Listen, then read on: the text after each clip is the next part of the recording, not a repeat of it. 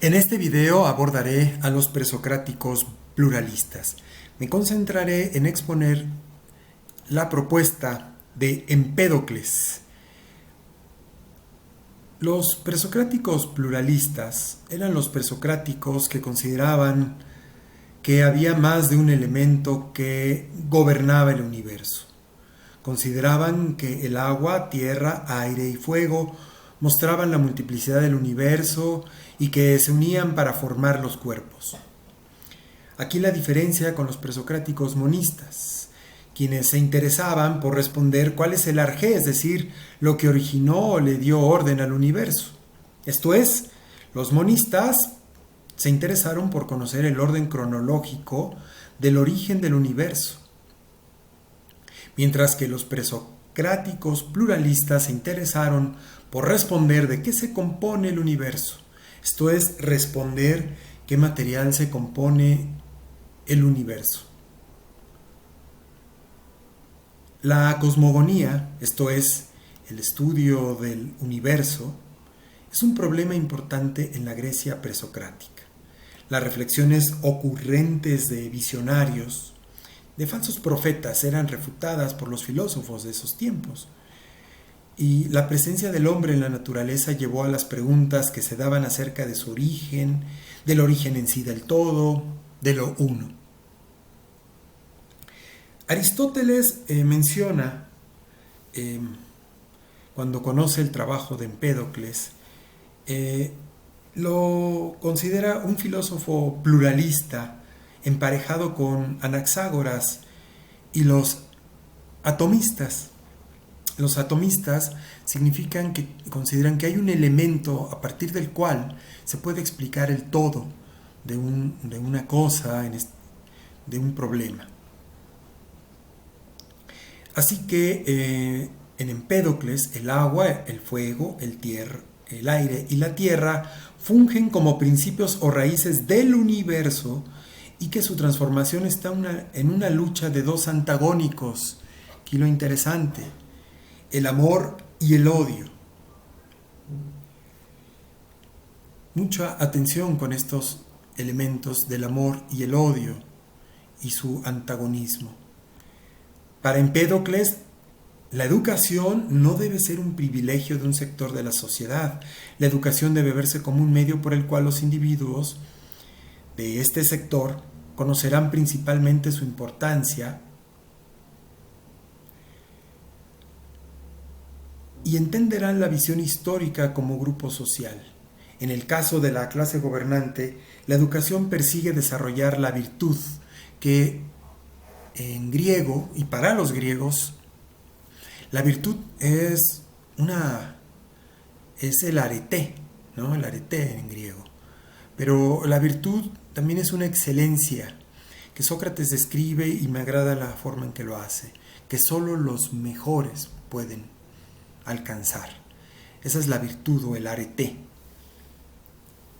Y por supuesto se enfocaban mucho los filósofos desde los presocráticos, en Empédocles, Platón, quien enfatizaría mucho, también Sócrates y Aristóteles, el arete en los gobernantes será una virtud que se hace excelente a través de la aplicación del hábito, de hacerlo cotidiano, guiarse por los valores éticos. Con la educación, el griego encontraría lo humano, encontraría el actuar como forma de ser humano. La educación encuentra un campo enorme por el cual establecer conceptos, conocimientos que son útiles para el hombre en su contacto con la realidad por medio de la aplicación y uso de su arete. La combinación educación-arete es casi una sola. Son ellas por sí mismas privilegios, son capacidades por conocer y respetar de los otros. El arete distingue a los hombres, por supuesto, ¿no? Como se señaló aquí, esta virtud solo los mejores la podrán lograr, pero en ese proceso todos tenemos virtudes, solo cabe distinguirlas y señalarlas por la forma en que se pueden llevar a cabo, en que las llevamos a cabo. dirían los griegos. Repito, el arete distingue a los hombres, pero para hacer distinción de ellos cabe el trayecto de la educación. Y Empédocles aprovechó su posición económica, era un aristócrata, por lo que se dedicó con plena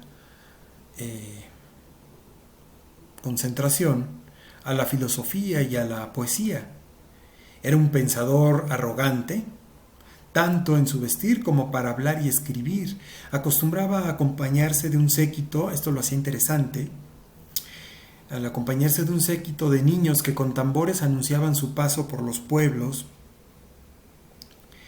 y que su ropa de color púrpura, acompañada de una cinta de color oro, era de por sí una atracción de los ciudadanos que lo veían pasear. Cito a Guthrie, un investigador de la historia filosófica de los presocráticos. Dice, los ciudadanos que con él se topaban lo consideraban como poseedor de un cierto signo de realeza. Hasta aquí la cita de Guthrie de su libro Historia de la filosofía presocrática. Y con un cierto signo de divinidad capaz de hacer vaticinios de Empédocles, su divinidad le atraerá grandes críticas por parte de pensadores posteriores. Una cosa interesante en Empédocles es que en su teoría combinó la religión y la naturaleza. Habló de una lucha dada entre los dioses que gobiernan, como ya lo había señalado, el mundo del amor y odio respectivamente. De esta lucha surgen y se dan las cosas mortales. Para Empédocles, habitar en un cuerpo y pensar sobre las preocupaciones del alma, principalmente no tenían contradicción. Había para él una independencia de estos mundos, del cuerpo que está en la tierra y del alma que busca su origen y retorno a la divinidad. Parece que para Empédocles la conciencia de su exilio en este mundo lo llevó a explotar sus capacidades, a desarrollar su arete, su virtud, hecha excelencia divina, para el bien de los mortales. Él creía que esa era su virtud, poder guiar a los mortales, prepararlos, dado que dice él que los mortales, los habitantes del planeta Tierra, porque él venía de un planeta, del planeta del alma, del planeta de la filosofía, del conocimiento, que tenía como tarea orientarlos de cómo de renunciar, identificar las distracciones que el cuerpo nos daba y ocuparse por el alma y lograr desprenderse. Decía Empédocles que el mortal debía tener conciencia de la necesidad de partir de un cuerpo que por circunstancias le había dado exilio en este mundo y que por las penas y sufrimientos de los mortales tenía que buscar exilio en otro cuerpo. Y así también le ocurría a Empédocles.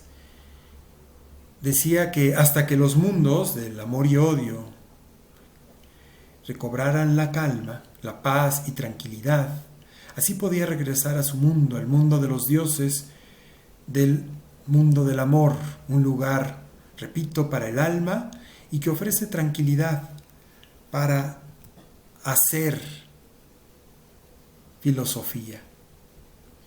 El filósofo y visionario de Empédocles caminaba por las calles atrayendo a los que buscaban palabras que les aliviaran su dolor por ser mortales, que contribuyera a minorar la ignorancia que padecían y prometiendo enseñar lo que era imposible para los mortales, como los secretos de curar o sanar, que para ellos solo unos cuantos mortales, y que los identificaba él, y por eso los llamaba a sus discípulos. El amor y el odio son modos en que se transforma el esfero.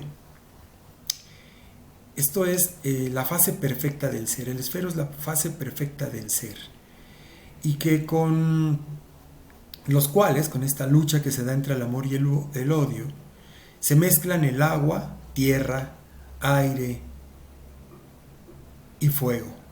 Aquí cabe dejar claro, y mucha atención, si estamos hablando que el esfero es la fase perfecta del ser, y que se da por la lucha de estos dos antagónicos, amor y odio, pero y que hemos visto que el amor es el filosofar o hacer filosofía, ocuparse por el conocimiento, y el odio son las distracciones que tenemos a través del cuerpo para ocuparnos por hacer filosofía. El ser perfecto, es decir, el ésfero, consistiría en encontrar un equilibrio, un justo medio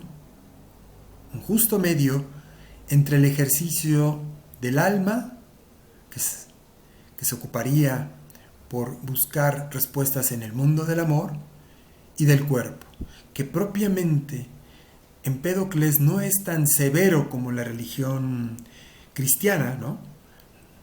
No es tan severo, no hay castigos plenamente, sino el único deber que tiene el mortal es separar su alma del cuerpo para ocuparse plenamente por el hacer filosófico. Claro, entonces el ser, este ésfero, es el espacio donde puede encontrarse este equilibrio y así hacerse acreedor de ser habitante del mundo del amor.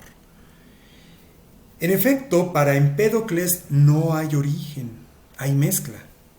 Podríamos jugar con estas palabras y decir que el origen de todo es la mezcla de los elementos. Repito, para Empédocles no hay origen, hay mezcla de elementos. Podríamos jugar con estas palabras de origen y mezcla y decir que el origen de Empédocles es la mezcla de los elementos. Aristóteles justamente describe así a Empédocles como quien alaba la mezcla de los 4 elementos. Explica el origen de lo uno, que es un tanto la unión, la síntesis o la relación entre el amor y el odio. Del uno también del mundo, de la generación del universo, del ésfero. Vamos, el origen de lo uno es el ser. Y dice él, la unidad trabaja por la lucha de sus contrarios, el amor y el odio. Ahí está. Repito, el origen del uno se da porque la unidad trabaja por la lucha de sus contrarios. El amor y el odio, esto es. Y que se encuentran y se separan. En efecto, estos actúan como la condición de la posibilidad de la manifestación cósmica y que a partir de esta y de su combinación se constituye la totalidad de las criaturas del mundo. ¿Qué quiere decir esto de manifestación cósmica? Por supuesto, estamos hablando de elementos que no son propiamente terrenales, no son propiamente materiales, que podemos señalar que menciona Empédocles. Pero curiosamente estos elementos se encuentran en la composición y mezcla de lo que hace y llegará a ser el universo, el cosmos, nuestro ser como mortales, el ser del planeta, vamos, de todo. En eso se trata la propuesta de Empédocles. Es muy ambiciosa, ¿lo ven? Cuando el alma se encontraba en la quietud que brindaba el mundo del amor, dice, el alma de todos, por supuesto no había mortales, porque no los conocía Empédocles, que según es un embajador de este mundo del amor, y dice, el alma es aquel que finalmente se ocupa por la contemplación, por la reflexión filosófica, y que se encontraba en la quietud que brindaba el mundo del amor. En él no existía el pecado, es decir, las distracciones, pero su terrible destino, propiciado por el rencor del dios del odio, es decir, por la lucha que generó con el mundo del amor y que lo despojó del mundo del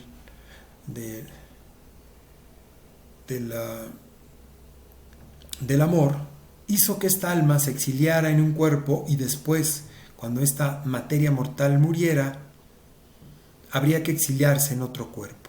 Hasta aquí abordaré la parte de Empédocles. Continuaré en el siguiente video.